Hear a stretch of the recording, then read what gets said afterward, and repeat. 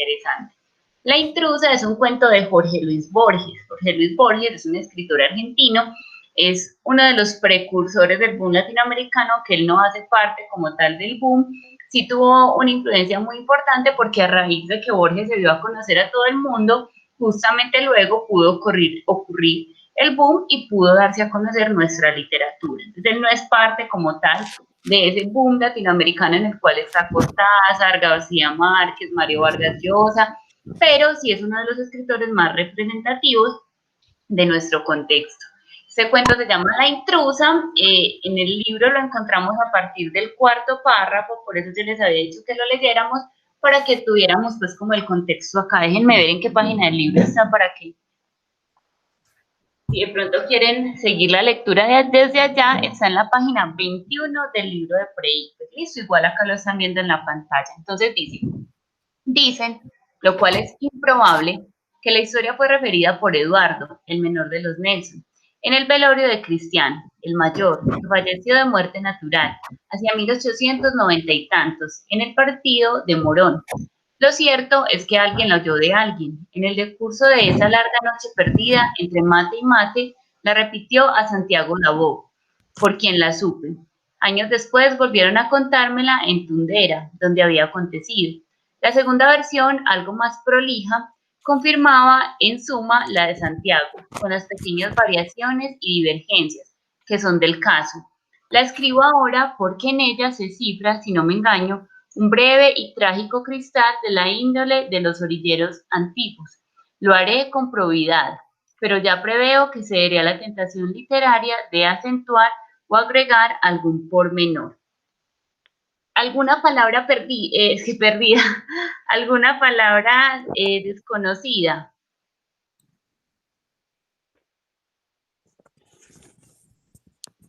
Probidad. ¿Cuál? Prolijo. Ah, no, probidad. Sí, Es profe. moral. O sea, algo prohibido es algo moralmente probable. ¿Y qué es que morón?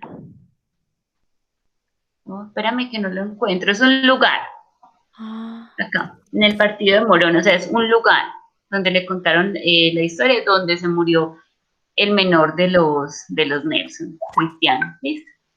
Entonces, si vemos acá, él está diciendo que va a contar una historia que a él le contaron y que a esa persona a la que se la contaron, se la contó otra persona. O sea, la historia no viene de la fuente real, no viene de los hermanos que fueron los que cometieron pues, el crimen, adelantémonos un poquito, sino que fue contada por otras personas. Entonces miren que incluso él dice, dicen lo cual es improbable, que la historia fue referida por Eduardo. Ahorita al final nos vamos a dar cuenta porque él dice que es improbable que haya sido Eduardo quien contó la historia. ¿Listo? En Tundera los llamaban los Nielsen. El párroco me dijo que su predecesor recordaba, no sin sorpresa, haber visto en la casa de esa gente una gastada Biblia de tapas negras, con caracteres góticos en las últimas páginas, entrevió nombres y fechas manuscritas. Era el único libro que había en la casa, la azarosa crónica de los Nielsen, perdida, como todo se perderá. El caserón que ya no existe, era de ladrillo sin revocar. Desde el zaguán se divisaban un patio de baldosa colorada y otro de tierra. Pocos, por lo demás, entraron ahí. Los Nielsen defendían su soledad. En las habitaciones desmanteladas dormían en catres. Sus lujos eran el caballo, el apero, la daga de hojas corta, el atuendo rumboso de los sábados y el alcohol pendenciero. Sé que eran altos, de melena rojiza, Dinamarca o Irlanda, de las que nunca oirían hablar, andaban por la sangre de esos dos criollos. El barrio los temía a los colorados. No es imposible que debieran alguna muerte. Hombro a hombro pelearon una vez a la policía. Se dice que el menor tuvo un altercado con Juan Iberra, en el que no llevó la peor parte, lo cual, según los entendidos, es mucho. Fueron troperos, cuarteadores, cuatreros y alguna vez taúres. Tenían fama de ávaros, salvo cuando la bebida y el juego los volvían generosos. De sus deudos nada se sabe, ni de dónde vinieron. Eran dueños de una carreta y una yunta de bueyes. Entonces, miren, nos están presentando estos personajes que no eran pues justamente como personas muy respetables, ¿cierto? Eran todas unas joyitas. Él nos dice que vivían en una casa como más bien oscura, como un caserón que ya ni siquiera existe, de ladrillo, sin revocar, una baldosa por allá como colorada y otra parte de tierra, las habitaciones desmanteladas, o sea, con poquitas cosas, tenían solamente el caballo, todo el apero que le ponían al caballo, una daga, que pues como su atuendo era más bien como de alguien que está toda hora de fiesta, ¿cierto? Como que no sabe ni para dónde va. Rumboso es como sin rumbo, perdido, ¿cierto? No de rumba, sino más bien como sin rumbo. Que incluso no era improbable que hubiesen matado a alguien, que podía ser probable que lo hubiesen hecho. Entonces, imaginándonos ya estos personajes, que además eran altos, de pelo rojizo, pensemos cómo los veía el barrio, como dos personas muy raras que no compartían con los demás, que no eran parte de su comunidad y que estaban simplemente allí, incluso les temían. Listo, vamos imaginándonos entonces esas personas.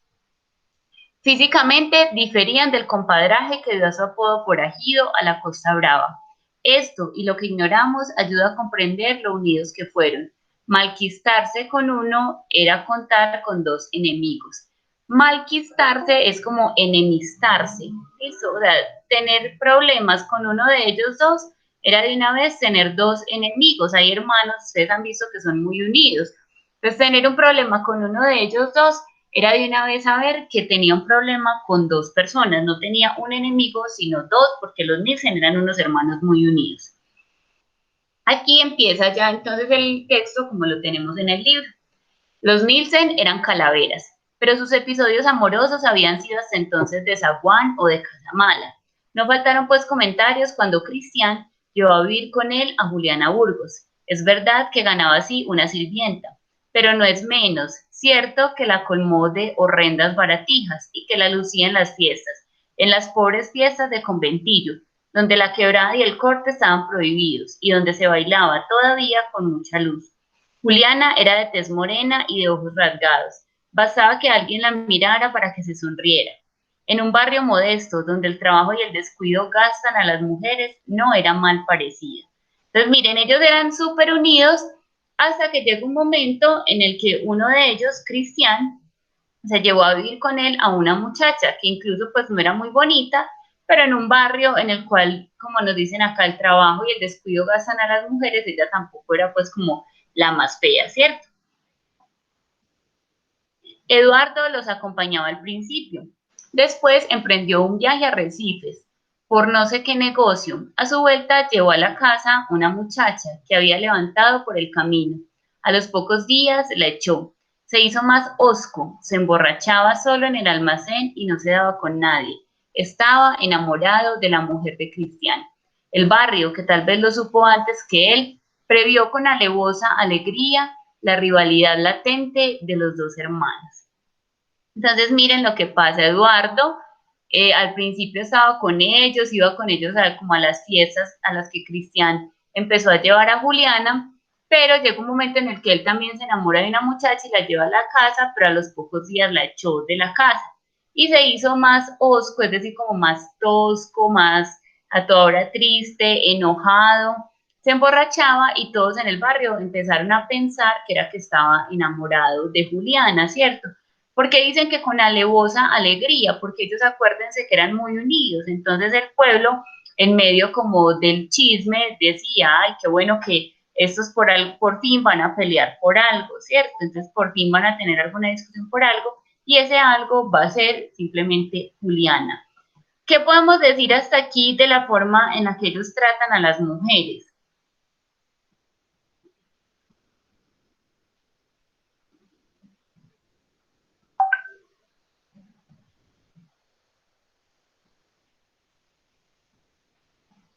De los que están en la reunión, que ya veo que son 8 muchos.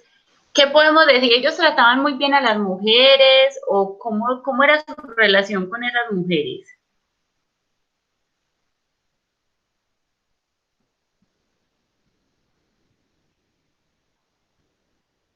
Hola, ¿hay alguien ahí? Profe, pues lo que yo entiendo no es que las hayan tratado como que demasiado bien, o sea, en el cuento no Ujú. mencionan como que las trataran mal o algo, sino que no les dan como mucha importancia que digamos. Sí, o sea, ellos las trataban como si fueran objetos. Para que desatrasemos un poquito a los que llegaron, estamos hablando de los Nielsen, igual llevamos muy poquito del cuento, dicen que esa historia se la contaron a alguien, ese alguien se la contó a otra persona y así hasta que llegó al autor. El autor nos está diciendo que eran dos hermanos, que eran muy unidos, pero que eran algo calaveras, que no eran pues como los más buena gente que digamos, que ellos robaban, eran tropeleros, estaban de fiesta en fiesta, y que todo empezó a cambiar cuando uno de ellos se consiguió una novia, una mujer, y la llevó a su casa. Después el otro también se consiguió una mujer, pero no duró mucho con ella y todos empezaron a pensar que estaba enamorado de su cuñada, de Juliana, la novia de su hermano. Vamos a ver entonces qué va a pasar. Lady, leo otro poquito y ya entonces para que nos ayudes. Listo, Una profe. noche, listo. Una noche, al volver tarde de la esquina, Eduardo vio el oscuro de Cristian atado al palenque. Era el caballo, listo, en el patio. El mayor estaba esperándolo con sus mejores pilchas. Pilchas es ropa. Lo estaba esperando con la ropa pues como muy bien organizada. La mujer iba y venía con el mate en la mano. Cristian le dijo a Eduardo, yo me voy a una farra en lo de Farías. Ahí la tenés, a la Juliana. Si la querés, úsala. Úsala. Entonces miren, cómo se voltean las cosas, ¿cierto? Él está diciendo, Cristian, que es supuestamente como el dueño, por así decirlo, porque vemos que ellos trataban a las mujeres como si fueran objetos. Entonces él está diciendo, yo me voy a ir a una farra en lo de Farías, o sea, en Farías, un lugar, ahí la tenés, yo me voy a ir de fiesta, ahí está Juliana, si querés tener algo con ella, pues bien pueda, con confianza. Entonces miremos el trato que él le da a la mujer, eso es como una cosa, ¿cierto? El tono era entre mandón y cordial. Es como le estoy haciendo un favor, pero también le estoy dando una orden. Eduardo se quedó un tiempo mirándolo, no sabía qué hacer. Cristian se levantó, se despidió de Eduardo, no de Juliana, que era una cosa. Montó a caballo y se fue al trote sin apuro. Entonces, miren, él aún así seguía pensando más en su relación con su hermano. Recuerden que por allá en un párrafo anterior nos habían dicho que ellos eran muy unidos. Entonces él se despidió de su hermano, pero de Juliana no, porque Juliana le parecía simplemente como un objeto. Miremos qué relación pues como tan desigual y tan compleja, ¿cierto? Lady, ¿quieres continuar con la lectura? Listo, profe. Desde aquella noche la compartieron. Nadie sabrá los pormenores de esa sórdida unión que ultrajaba las decencias del arrabal. El arreglo anduvo bien por unas semanas, pero no podía durar. Entre ellos, los hermanos no pronunciaban el nombre de Juliana, ni siquiera para llamarla, pero buscaban y encontraban razones para no estar de acuerdo. Discutían la venta de unos cueros, pero lo que discutían era otra cosa. Cristian solía alzar la voz y Eduardo callaba. Sin saberlo, estaban celándose. En el duro suburbio, un hombre no decía ni se decía que una mujer pudiera importarle más allá del deseo y la posesión, pero los dos estaban enamorados. Esto, de algún modo, los humillaba. Una tarde, en la plaza de Lomas, Eduardo se cruzó con Juan Iberra, que lo felicitó por ese primor que se había agenciado. Fue entonces, creo, que Eduardo lo injurió. Nadie, delante de él, iba a hacer una burla de Cristian. La Paremos mujer ahí un había... momentico. Lady, paremos un momentito. Entonces, miren, a partir de esa noche en la que él le dijo, ahí la tienen, si quiere úsela, ellos empezaron a compartirla. Y el arreglo, pues, entre ellos por un tiempo estuvo bien, pero pues todo el mundo empezó a hacer comentarios, empezó a ver cómo ellos estaban compartiendo esa mujer, hablaban de, pues, como de esa unión tan sordida, tan difícil de entender. Imagínense que uno sepa que dos hermanos comparten una sola mujer en la misma casa y ellos incluso, o sea, no peleaban por ella directamente, pero todo el tiempo encontraban razones para pelear que de fondo estaban relacionadas con ella. hasta que Juan Iberra, o sea, una persona, felicita a Eduardo por haberse quedado con Juliana. Entonces Eduardo se enoja, pero miren, no se enoja por lo que le dijo de haberse quedado con Juliana, sino que se enoja porque el otro se está burlando de Cristian, de su hermano. Ya, Lady, continúa por favor. La mujer atendía a los dos. Se me perdió la lectura, espere, profe, Ya yo la la... subí del todo.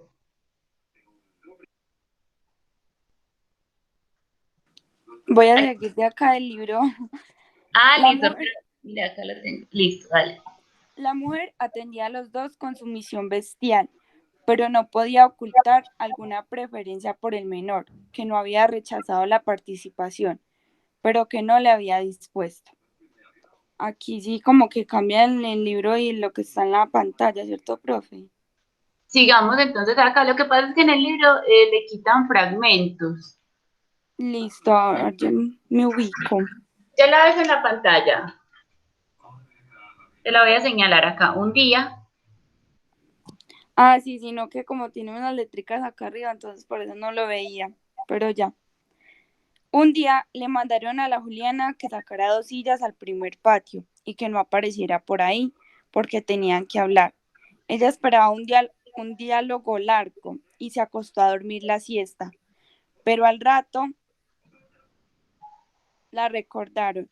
Le hicieron llenar una bolsa con todo lo que tenía, sin olvidar el rosario de vidrio y la crucecita que le había dejado su madre. Sin explicarle nada, la subieron a la carreta y emprendieron un silencioso y tedioso viaje. Había llovido, los caminos estaban muy pesados y serían las 11 de la noche cuando llegaron a Morón. Ahí la vendieron a la patrona del prostíbulo. El trato ya estaba hecho. Cristian cobró la suma y la dividió después con el otro.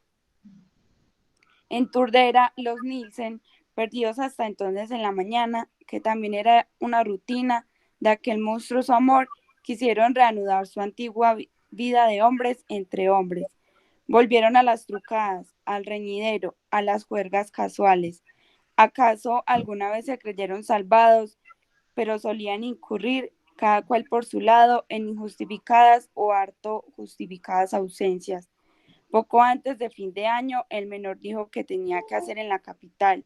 Cristian se fue a Morón. En el palenque ya. de la casa que sabemos reconoció al overo de Eduardo. Entró. Adentro estaba el otro, esperando turno. Parece que Cristian le dijo, de seguir así los vamos a cansar a los pingos. Más vale que la tengamos a mano. Habló con la patrona, sacó unas monedas del tirador y se las llevaron. La Juliana iba con Cristian.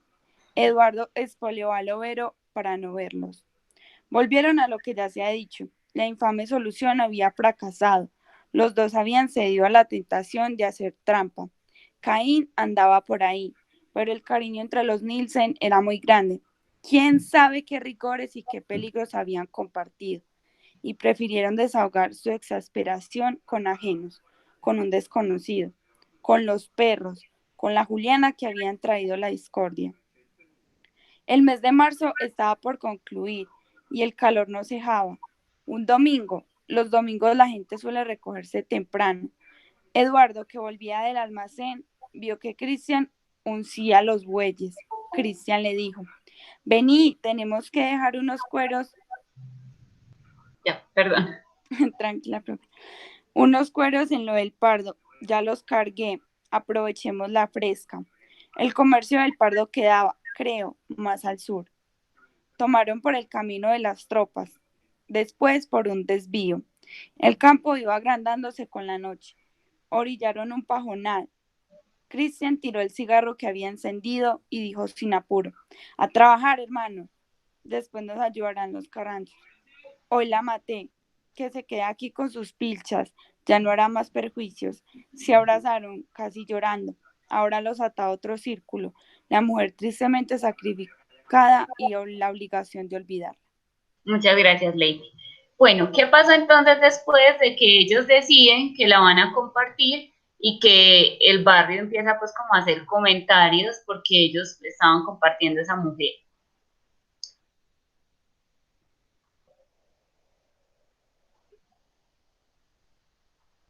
la venden, nos dice Gabriel. ¿Qué más pasó? Ellos se sientan, ¿cierto?, a conversar, le piden a Juliana que saque 2 sillas para el patio, se sientan a conversar y deciden que la van a vender, por eso la llevan a un prostíbulo y la venden por unas cuantas monedas. Aún así, ellos siguieron visitándola en el prostíbulo. Entonces ellos hicieron el acuerdo de venderla, de salir de ella, acuérdense que ellos pensaban como que Juliana era una cosa. De hecho, hay unas partes del texto donde hablan de la Juliana. Miren que dice, un día le mandaron a la Juliana, no dicen Juliana, una mujer, sino la cosa esa que tenían ahí en la casa, así es la forma en la que ellos tratan a esa mujer. La venden, pero los dos seguían visitándola, ¿cierto? Volvieron a lo que ya se ha dicho, seguían jugando, seguían haciendo pues cosas malas, pero entre ellos dos se estaba desarrollando una historia como la de Caín y Abel. Recuerden que esos son dos hermanos. No me van a creer que en ese momento se me olvidó cuál fue el que mató a cuál. Si alguno se acuerda, me dice. Fue Caín el que mató a Abel, ¿cierto? Son dos hermanos que en la Biblia, pues uno mata a otro. Aquí entonces nos está diciendo Borges que entre ellos en algún momento iba a pasar eso, ¿cierto? En algún momento se iba a dar que ellos dos, por los celos por esa mujer, iban a resultar incluso matándose después de haber sido hermanos tan unidos que si uno tenía un problema con el uno, de una vez sabía que tenía dos enemigos. Entonces, ellos toman una decisión y es que van otra vez y sacan a esa mujer del prostíbulo para seguirla compartiendo, pero entonces tienen que acabar con ese elemento de la discordia porque ellos deciden que incluso es más fuerte la relación que tienen ellos dos que la relación que tienen con esa mujer. Y la única forma para solucionar eso es que esa mujer desaparezca. Entonces, ¿qué pasa ahí? La Uh matan. -huh. Uno de ellos la mató, ¿cierto? Mire que él dice aquí, ahora a trabajar hermanos, después nos ayudarán los caranchos. Los caranchos son unos pájaros, unas aves que entonces donde ellos la dejaron probablemente pues les van a ayudar porque se la van a comer, la van a desaparecer y nadie la va a encontrar. Hoy la maté.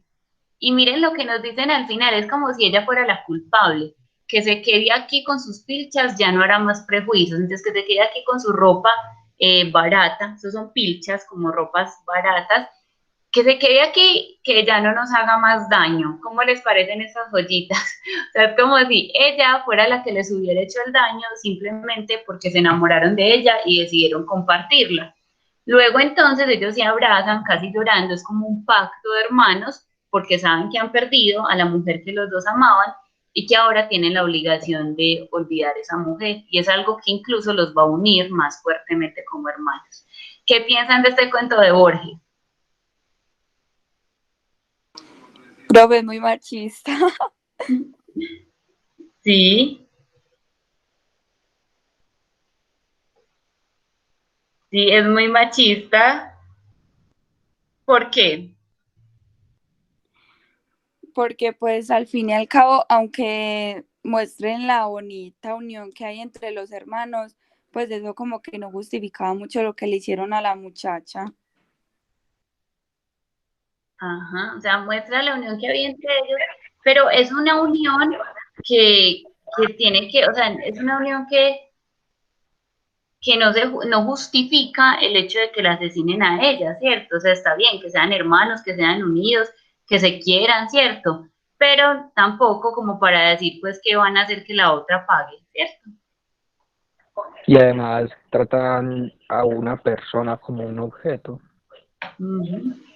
Esa es otra cosa, o sea, tratan a Juliana como si fuera cualquier cosa que se compraron, ¿cierto? Profe, y es Cualquier cosa de la casa. que Sí. no solamente es eso, sino que en todo el cuento nos dimos cuenta que pues si algo le afectaba a cualquiera de los dos, ahí había problema. Entonces, o sea, es una unión, pero que tenía que pasar como cualquier límite o cualquier circunstancia. Siempre ellos tenían que estar bien por encima de cualquier cosa. Muy bien, o sea, siempre ellos primaban sobre cualquier otra persona, incluso miren que en el barrio casi que ni los querían, antes más bien los temían, ¿cierto? Los veían como la gente rara, ¿cierto? Bueno, entonces vamos a ver ahora unas, pues, pero bueno, más allá de la historia también hay que destacar como la gran capacidad de Borges, ¿no? para inventarse toda esta historia.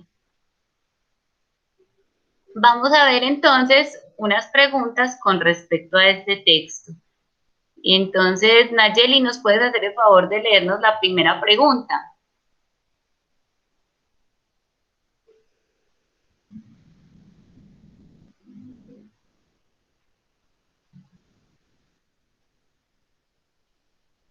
Nayeli, ¿me escuchas? ¿Verdad que se salió? Hola. Nayeli. Veo que habilitas el micrófono, pero no sé. Veo que Nayeli habilita el micrófono, pero vuelve y se cierra. Y no la escuchamos. Nayeli, ¿nos escuchas? No, hay como problema con el micrófono. Entonces, alguien, pues de ahorita habíamos acordado que Nayeli nos leía, pero hay como problema con su micrófono.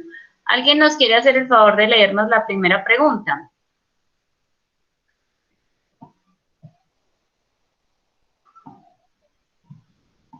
Muchachos, de a uno, por Dios. Yo creo. Listo, Juan Pablo nos lee la primera pregunta. El texto anterior tiene como asunto central a. Presentarnos la historia de los hermanos Nielsen como seres marginados, por lo general fuera de la ley, donde se perfila en un entorno dominado exclusivamente por los hombres. B. Reflejarnos un medio cultural donde solo cabe la asistencia del lupanar y del prostíbulo como búsqueda del placer y del deseo, donde la mujer cumple el rol secundario. C. Reflejarnos una historia de carácter marginal y solitario de una vida atípica, no social, de los hermanos Nielsen, donde se niegan a asumir una relación de pasión y deseo con una mujer alguna. D. Presentarnos una historia típica de dos hombres donde la mujer juega un papel central, acentuado por el amor y el respeto, perfilándose una relación de pareja duradera. Listo. Vamos a mirar entonces, analizar un poco y ya buscamos respuestas. Palabras de pronto desconocidas. Lupanar. ¿Conocen el lupanar? Es un nombre que se le da también al prostíbulo. ¿Listo? ¿Qué otra palabra habrá por allí desconocida? Ninguna. Gracias, Juan Pablo, por la lectura. Atípica, una historia poco común. Acuérdense que el sufijo a significa sí. Entonces, típico es una cosa muy común, atípico es una cosa que no es común. ¿Listo? Entonces, este texto tiene un objetivo, ¿cierto? Un centro del texto. Vamos a ver ustedes qué opinan, cuál es en el chat, qué piensan. La A, presentarnos la historia de los hermanos Nielsen como seres marginados, por lo general fuera de la ley. Pues en el texto sí nos hablan de que ellos vivían en un barrio bastante marginal, su casa era pues como muy desordenada, fea, donde se perfila un entorno dominado exclusivamente por los hombres. O sea, en este barrio solo mandaban los hombres.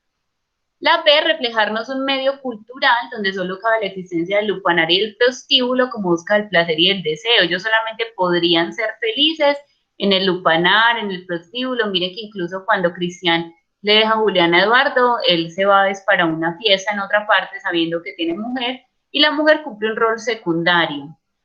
La otra, reflejarnos una historia de carácter marginal y solitario de una vida atípica, una vida pues diferente a la de las demás personas, no social, ellos no socializaban, no se relacionaban con los demás, de los hermanos Nielsen, se niegan a asumir una relación de pasión y deseo con alguna mujer, ellos no quieren tener ninguna relación de pasión y deseo con ninguna mujer. Y la de presentarnos una historia atípica de dos hombres donde la mujer juega un papel central, acentuado por el amor y el respeto, perfilándose en una relación de pareja duradera. Entonces la mujer fue lo más importante, fue lo que más valor tuvo en este caso, por eso pues el amor fue lo que triunfó, podríamos decirlo así de una manera muy cursi. ¿Cuál creen que es? Tenemos la B, la A, ¿qué más? Los demás, ¿qué piensan? La A. La A.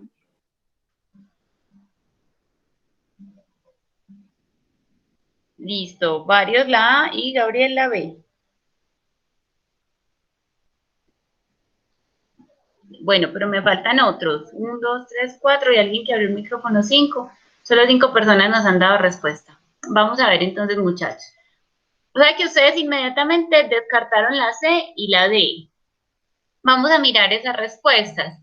Es una historia, ¿por qué descartamos la D? Porque en la D pues nos dicen que se acentuó el amor y el respeto. Ellos en ningún momento manifestaron ni amor ni respeto. O sea, lo mínimo que ellos tenían por ella era respeto. Ellos simplemente la veían como una cosa.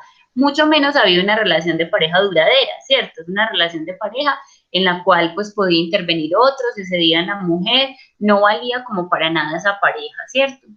En la otra, en la C, vemos que ellos, pues si bien es una relación, una vida bastante difícil, si ellos eran seres sociales, tampoco decimos que ellos se niegan a asumir una relación de pasión y deseo con una mujer. Ellos de hecho tuvieron relaciones de pasión y de deseo con mujeres, pero se centraron luego fue en su relación como hermanos, fue lo más importante. Entonces, nos quedan la A y la B. Ellos eran seres marginados, sí, eran seres fuera de la ley, sí. Es un entorno que está dominado exclusivamente por los hombres, también, ¿cierto? Entonces ahí tenemos muchos asuntos que son verdad. Ahora lo que tenemos que pensar es si esos asuntos que son verdad son el centro del texto, o si el centro del texto es mostrarnos el medio cultural donde solamente el placer se obtiene a partir del deseo, de la mujer, del prostíbulo, de estar como en la fiesta. ¿Ustedes qué piensan? ¿Cuál será ahí la diferencia entre esos dos? Profe, pues a mí me parece que los aspectos que mencionan en la opción B no predominaron tanto porque no fueron mencionados como tanto tiempo en el cuento. Solamente hubo una parte, mientras que en la otra mostraban cómo había esa relación entre los hermanos con esa mujer y los tratos que tenían hacia ella.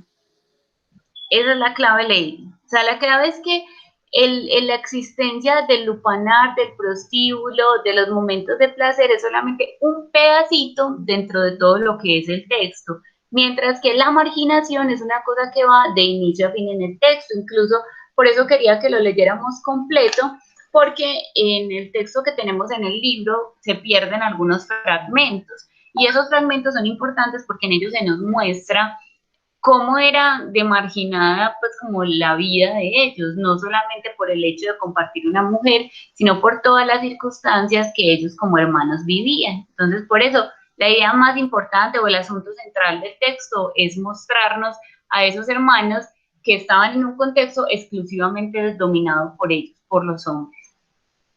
Vamos con la 20. Gabriel, ¿nos ayudas con la lectura? Les digo por qué pasé de la 17 a la 20, porque las preguntas 18 y 19 son críticas, y esta es estas dos, la 17 y la 20, son inferenciales. Entonces quería que abordáramos primero esas para que luego subamos un poquito el nivel. Gabriel, ¿nos ayudas por favor con la lectura de la 20?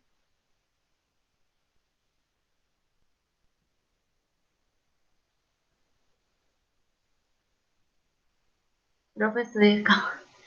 Gabriel, hay que desayunar antes de clase. Christopher, ¿nos ayudas por favor con la lectura de la 20?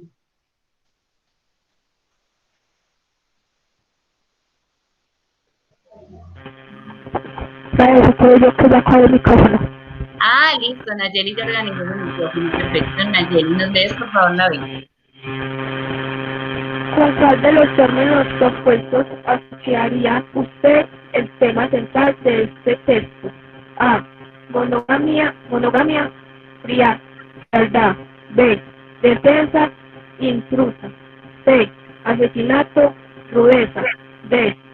Celos, sacrificio. Muchas gracias, Nayeli. Bueno, muchachos, entonces miremos.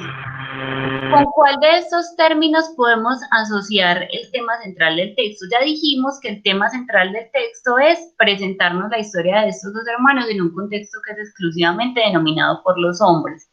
¿Qué es la monogamia? Mono significa uno. Monogamia es una persona monógama, es una persona que solamente tiene una pareja, ¿cierto? Entonces, una monogamia es Por ejemplo, lo que vivimos en la mayor parte de los países de Occidente, donde una persona solamente se puede casar con una pareja, tener una pareja estable, y la frialdad también, pues, la podríamos asociar al texto, si queremos, ¿cierto? Defensa, intrusa, asesinato, rudeza o celos y sacrificio. Está súper fácil, ¿no? ¿Cuál creen ustedes que es como lo que prima dentro del texto? El tener una relación estable y frívola, el defender a esa mujer que se metió dentro de la relación de ellos, un asesinato con rudeza o los celos y el sacrificio. Pensemos en el orden en el que ocurren las cosas en el texto. Podemos escribir en el chat cuál pensamos que es. A, B, C o D. ¿Cuáles de esas palabras, según el orden en el que ocurren las cosas en el texto, serían las que más les dan a ustedes indicios de lo que pasó? Ajá. Muy bien. Bueno, 3 personas ya nos dijeron que es la D. Los demás no han dado respuesta, pero sí es eso. O sea, miren que es una pregunta inferencial, pero casi que es literal, porque es que es muy fácil verlo. O sea, ¿en qué orden ocurrieron las cosas en el texto? Primero hay celos entre ellos por la mujer que llega a inmiscuirse dentro de su relación, por eso la llaman la intrusa, y luego pues viene el sacrificio de esa mujer. Con el sacrificio de esa mujer como que cierran también un pacto entre ellos, por así decirlo, listo. Vamos ahora entonces, muchachos, a las preguntas 18 y 19, que son las preguntas de orden crítico. Si quieren, también las pueden leer desde el texto. ¿Quién quiere leer?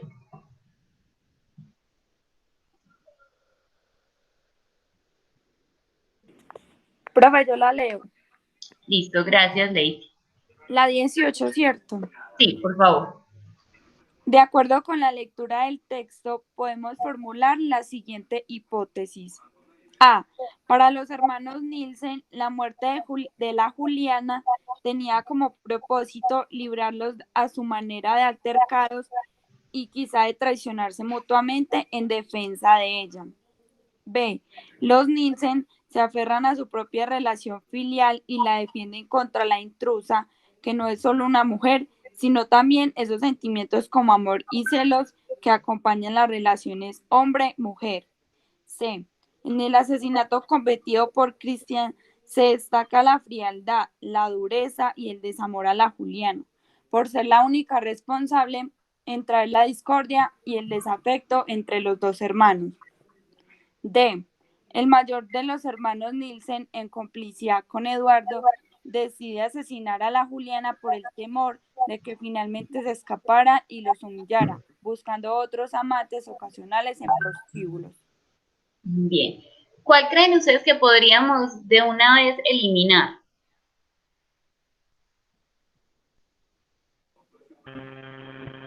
La D. La D no. La D. Sí. Miren que el asesinato no es un acuerdo. Uno solo de ellos decide matarla y luego le dice al otro, hoy la maté, ¿cierto? Ellos no dicen, no, eso está muy duro así, esa mujer nos va a traer problemas, mejor matémosla. No, él dice, a trabajar hermanos, pues nos ayudarán los carachos, hoy la maté. Mire que él era como el primer dueño de ella, ¿cierto? Cristian era el que la había llevado a la casa, entonces era como, por así decirlo, en el contexto, en la forma en la que ellos la están tratando a ella como el dueño. Entonces él decidió matarla solito, no le preguntó nada al otro, sin embargo se convirtió como en un pacto entre los dos. Pero entonces esta D, donde nos dicen que solamente el mayor, y acuérdense que el mayor era Eduardo, el menor era Cristian y quien la mató fue Cristian, que él decide matarla en complicidad con Eduardo, ahí ya vemos que pues, la respuesta está mal de entrada, porque el mayor era Eduardo, ¿cierto? Deciden asesinarla por temor a que los humille buscando otros amantes, eso en ninguna parte nos lo dicen, ¿listo? Bueno, vamos a mirar entonces las otras opciones. Para ellos la muerte de Juliana tenía como propósito librarnos de esa necesidad permanente de traicionarse mutuamente. Recuerden que incluso Borges los compara con Caín y Abel. Entonces ellos estaban, a pesar de que ya la habían llevado a ella por el prostíbulo, ya la habían vendido, estaban con esa alerta permanente de que si ella seguía viva, se iban a traicionar. Los Nielsen se aferran a su propia relación filial, o sea, su relación de hermanos, se aferran a su relación de hermanos y la defienden contra esa mujer, contra el amor que ellos tienen, contra los celos que acompañan esa relación. Esa también podría ser. Y en el asesinato que cometió Cristian, se destaca que él fue frío, que duro, no la amaba, pensaba que ella era la única responsable de la discordia entre ellos dos. Entonces miren que esas tres respuestas tienen cierta verdad. Si nosotros miramos la A, la B y la C, tienen cierto grado de verdad, pero solamente hay una que tiene el nivel crítico intertextual. ¿Cuál creen que es? Profe, para mí es la B. A mí también, profe. Gabriel también nos dice por acá, Nayeli también nos dice que la B, Isabel. Vamos a eliminar otra, la C. Miren que la C es verdad, pero es literal, ¿cierto? Él al final dice, yo la maté porque ella nos va a hacer daño a los dos, pues si ella sigue viva, entre los dos nos vamos a salir es matando nosotros, entonces o la matamos a ella o nos matamos nosotros, ¿cierto? Entonces está tal cual en el texto. Los Nielsen se aferran a su relación como hermanos y la defienden de ella, ¿cierto? Ellos dicen, es que los sentimientos como el amor y los celos son normales dentro de una relación hombre y mujer, entonces eso va a seguir existiendo. Si nosotros seguimos amándola, vamos a seguir teniendo amor y vamos a seguir teniendo celos. Por eso lo mejor es que esa mujer desaparezca, ¿cierto? Entonces ellos se aferran más a su relación como hermanos que a su relación con otra mujer. Y viéndolo dentro del contexto de la historia puede tener incluso un sentido. Ellos se podrán conseguir otra mujer, incluso una para cada uno, pero no se podrán conseguir otro hermano, ¿cierto? Entonces, viendo desde la lógica que ellos manejaban, no estoy diciendo que esto sea adecuado, pero viéndolo dentro de la lógica que ellos manejaban, es hasta correcto que prefieran más bien conseguirse otra mujer a tener que volver a conseguir una relación tan fuerte como la que ellos como hermanos tenían, ¿cierto? Mariana, ¿nos lees por favor la 19? Hizo, profe. Se podría decir que los Nielsen sucumbieron de manera trágica al amor y a los celos porque A. La única estrategia de los Nielsen para exorcizar o librarse del sentimiento de amor y celos fue proceder a la inversa. Para evitar que los celos los separe, matan a Juliana. B. Con la Juliana solo compartían el deseo y posesión, y matar a la mujer es, entonces, cortar de raíz toda pasión enfermiza que los perturbará. C. La Juliana simbolizaba el objeto del deseo y el deseo es por naturaleza demoníaco. D. La Juliana prefería al menor de los Nielsen y esto provocaba en ambos hermanos toda clase de disputas y conflictos y la manera para acabar con esto era terminar con la mujer. Listo, muchas gracias. Entonces, miremos que hay dos que se pueden eliminar de entrada, ¿cierto? La Juliana simbolizaba el objeto del deseo y el deseo es por naturaleza demoníaco. O sea, no tiene nada que ver con lo que nos están diciendo el texto.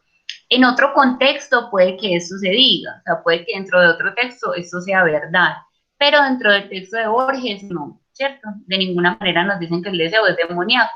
Y la otra, la Juliana prefería al menor de los Nielsen. Miren que ella incluso terminó prefiriendo a Eduardo, porque Eduardo, ojalá encuentre el pedacito, el fragmento, esto. Prefería, mire, la mujer atendía a los dos con sumisión bestial, perdón. O sea, ella los siguió atendiendo a los dos de la mejor manera posible, pero no podía ocultar alguna preferencia por el menor, que no había rechazado la participación, pero que no la había dispuesto. El otro dijo, vea, tómela, ¿cierto? Cójala. Pero este al menos, pues si bien no se había rechazado hacer lo que estaba haciendo, no se había rechazado humillarla de semejante manera a compartirla, tampoco había sido el que había proporcionado que eso pasara. Entonces ahí también podemos eliminar esa respuesta. Prefería porque eso provocaba disputas entre ellos, no, porque ella no lo demostraba. Ella los atendía a los dos con sumisión, incluso nos dice Borges, con una sumisión bestial. Los atendía a los dos de la mejor manera posible. Por tanto, nos quedan la A y la B. Vamos a ver qué opinan ustedes. Ay, me fui para donde no era. Estas respuestas son del anterior, ¿cierto? Debe, sí. ¿Qué piensan de esa pregunta, muchachos?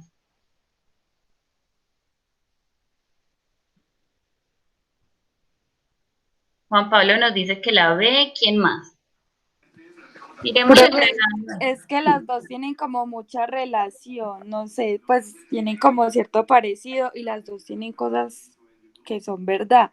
A mí lo único que no me cuadra de la es que dicen exorcizar y eso pues es como un término muy rarito ahí. Pero es para liberarse. Pero miren, la clave está en un error que hay en la A, porque dicen, para evitar que los celos los separe, matan a la Juliana. Ellos dos no la matan juntos, la mata uno solo.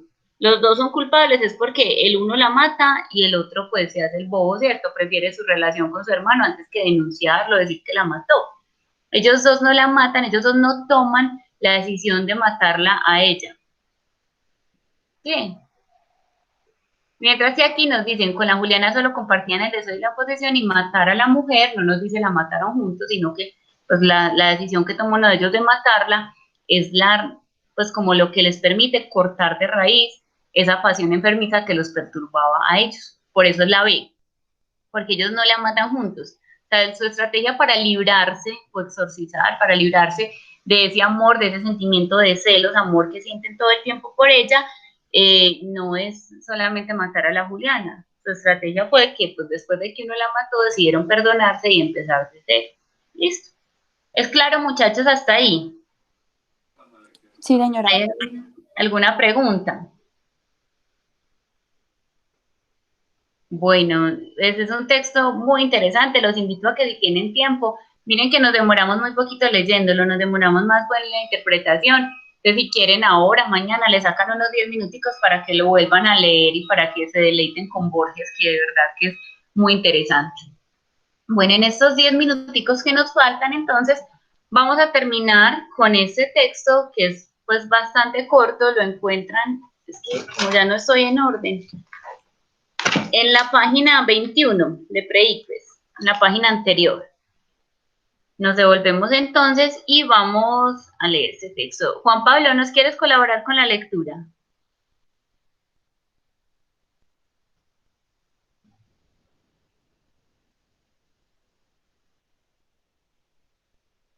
Juan Pablo Cuervo. Espera un momentico, profe. A ver, es para Mijael. Sí, para Mijael Bakhtin. Ah, bueno. Para, para Mijael Bakhtin, la confesión se define como la forma superior de la autorrevelación libre del hombre desde el dentro y no una forma de concluyese que concluyese desde el exterior. La confesión como encuentro de lo yo profundo con el otro y con los otros, el pueblo, como el encuentro del yo y del otro a nivel superior o en una última instancia, pero el yo en este encuentro ha de ser eh, ha de ser un yo puro y profundo desde el interior de uno mismo, sin ninguna clase de mezcla de puntos de vista y valoraciones supuestas y obligadas o ingenuamente asimiladas del otro, es decir, sin la visión de uno mismo con ojos del otro, sin máscara discursiva, estilística, sin refugios, sin falsas últimas palabras, es decir, sin todo aquello que es externo y falso. Muchas gracias, Juan Pablo. Primero que todo tenemos que hablar entonces de quién fue Mijail Bakhtin, ¿cierto? Bakhtin es un teórico del lenguaje bastante importante dentro del siglo XX. De hecho, nació finalizando el siglo XIX y pues a pesar de que hay algo muy curioso en Bakhtin es que él no quería ser conocido, pues de hecho, pues yo creo que nunca habíamos escuchado o habían escuchado hablar de Bakhtin, ¿cierto? Hay filósofos de pronto que son más reconocidos, que todos identificamos con claridad, pero él no quería ser muy conocido. Él nace en Rusia y pues por su misma personalidad decía que simplemente quería escribir para que otros luego conocieran pues como su teoría, pero no lo conocieran a él. Bakhtin es fundamental, sobre todo en la lingüística, en el análisis de la lingüística y de la literatura. Tiene unos aportes bastante interesantes que tienen que ver con el análisis de los textos, o sea, tienen que ver con el análisis de los textos y la forma en la que se componen los textos, los diferentes géneros textuales. Luego podríamos pues también como ampliar un poquito sobre Bakhtin. Él aquí nos está hablando de un tema que es la confesión, y nos dice que la confesión es una autorrevelación del hombre, pero que tiene que ser una cosa libre, no tiene que ser una cosa desde el exterior. Por ejemplo, cuando en un juzgado una persona decide confesar algo, pero no lo está haciendo bajo presión, sino que lo está confesando porque de verdad lo quiere, ahí hay un encuentro profundo con su yo, con su sí mismo, con su interior, ¿cierto? Cuando yo le confieso algo a los demás, me estoy reconociendo a mí mismo. Por eso aquí Bakhtin nos habla del yo y del otro, ¿cierto? Del pueblo. Para los católicos, por ejemplo, cuando nosotros nos confesamos, tenemos que hacer primero un encuentro con nosotros mismos. Primero uno hace pues como un discernimiento, una toma de conciencia y luego va y se confiesa con el sacerdote. Lo mismo pasa en el juzgado. O sea, usted primero tiene que aceptar lo que va a confesar para después podérselo decir al otro. Por eso Bakhtin dice que no es una cosa que es exterior, es una cosa que es interior, que es mía, es una decisión que yo como ciudadano o como partícipe de una fe o como partícipe, por ejemplo, de un colegio, tomo, cuando tomo la decisión de confesar algo, ¿cierto? O cuando yo, por ejemplo, le confieso a alguien que lo amo, primero tengo que habérmelo confesado a mí mismo. Por eso ahí él dice que es una autorrevelación que viene desde dentro. Eso, primero yo tengo que entenderlo yo para después podérselo decir a otro. ¿Listo? Dice Bakhtin que ese encuentro consigo mismo tiene que ser un encuentro puro y profundo, o sea, tiene que ser un encuentro que salga de sí mismo, que parta de su punto de vista y que no sea una asimilación de cosas que nos han obligado a decir o que han sido obligadas a pensar por otros, sino que tiene que ser una cosa muy personal. Si uno mismo se ve con sus propios ojos y descubre que hay algo en uno que está bien o que está mal, pues uno mismo podrá tomar decisiones al respecto. Pero cuando eso viene del otro, ahí ya no es una cosa genuina, ya es una cosa impuesta. Por eso nos habla de las máscaras discursivas. ¿A qué hace referencia Bakhtin cuando habla de la máscara discursiva estilística? Hace referencia a cómo con el lenguaje, muchas veces recuerden que yo les hablaba que Bakhtin es teórico del lenguaje, entonces hace referencia a cómo desde el lenguaje se disfrazan muchas veces las cosas con las palabras, ¿cierto? No es lo mismo si miremos el cuento de Borges otra vez, el pedacito final, si él le dice que se quede aquí con sus pilchas, ya no hará más prejuicios. Mire que él está disfrazando el asesinato. Él le está diciendo, no, pues es que esa mujer era culpable de todo lo que nos estaba pasando a nosotros, entonces que se quede aquí. Él no dice, soy culpable de un asesinato, él no dice, no, la maté por culpa de ella misma, ¿cierto? A eso hace referencia la máscara discursiva, cuando disfrazamos con unas palabras las cosas que realmente son. ¿Listo? Dice Bakhtin entonces que esa confesión tiene que ser una cosa que no se refugie en nada más, en otras palabras, en cosas falsas, que no sea algo externo, sino que sea una cosa interna que parta del propio yo. ¿Es claro el texto, muchachos? Sí, profe. Bueno, ahora teniendo en cuenta esto, entonces, el texto anterior puede clasificarse como perteneciente a cuál de estos campos, a la lingüística, a la política, a la sociocrítica o la literatura. Aquí hay una súper trampa. Me pueden escribir cuál piensan. ¿Cuál creen ustedes? La C. ¿Y por qué no la A y la D? Si Bakhtin es un teórico del lenguaje. Profe, yo digo que es la A, ¿Por qué? porque pues aquí mirando con las otras opciones, a mí no me parece que sea literatura, por ejemplo, porque no es un cuento, no es una cosa así que tenga que ver como con la literatura como tal. Entonces, por eso es como que la tomé así.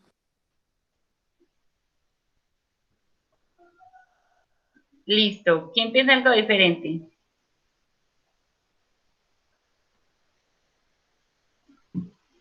Entonces, miren, Bakhtin es un teórico, como les decía ahorita, de la lingüística y de la literatura, pero él aquí no nos está centrando su texto en la palabra. Si él nos estuviese centrando su texto, por ejemplo, en esta parte final sobre las máscaras discursivas, podríamos decir que es algo relacionado con la lingüística.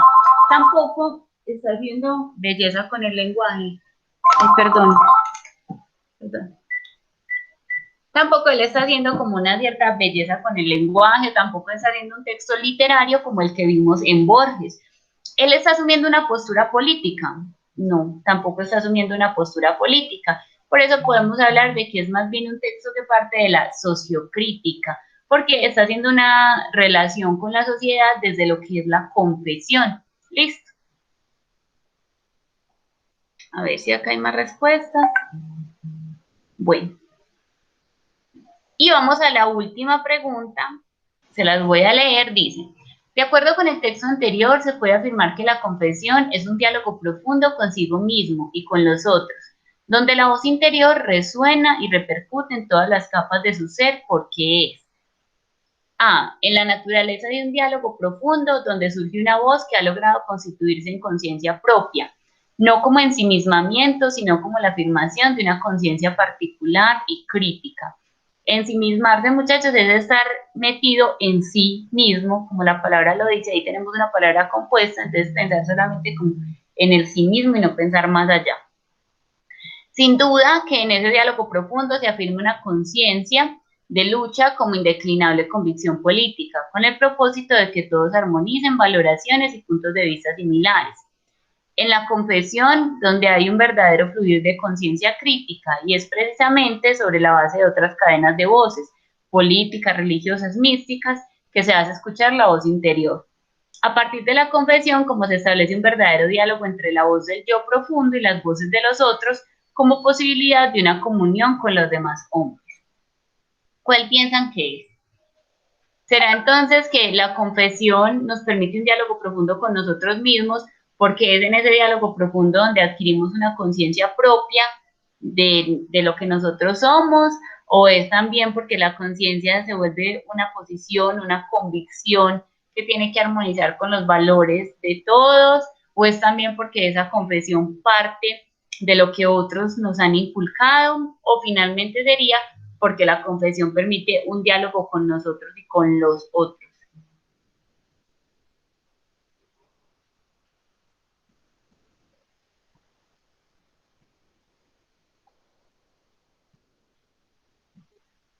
¿Qué piensan de esta pregunta final? Está un poquito enredada. Vamos a mirar, muchachos. Nos están preguntando por qué es posible, o sea, del texto se puede afirmar que la confesión es un diálogo con nosotros mismos y con los demás, ¿cierto? Pero que en ese diálogo resuena la voz interior y esa voz interior se lleva a todas las capas de nuestro ser. Entonces eso pasará porque en la naturaleza de nuestro diálogo vamos más allá del ensimismamiento, sino que adquirimos conciencia sobre lo que estamos haciendo, o eso pasa porque en ese diálogo estamos adquiriendo convicciones, que es como lo que nos están diciendo en la B y la C, estamos mostrando también convicciones que son sociales y son de todos, o finalmente, que es lo que nos dicen en la D, la confesión se establece como un diálogo entre mi yo y la posibilidad de comunicarme con los otros. Vamos a eliminar dos. Eliminamos la B y la C, porque justamente Bakhtin no nos está diciendo que cuando nosotros establecemos la confesión, estamos estableciendo una relación con otro, sino que primero tiene que ser una relación consigo mismo. Entonces esa relación consigo mismo parte de lo que nosotros somos y deja a un lado nuestra propia conciencia para afirmarse como una conciencia particular y crítica, o es mediante esa confesión que nosotros podemos relacionar nuestro propio yo para estar en comunión o para estar en relación con los otros. Ahí sí se las puse más fácil. La A, dice Juan Pablo, ¿quién más?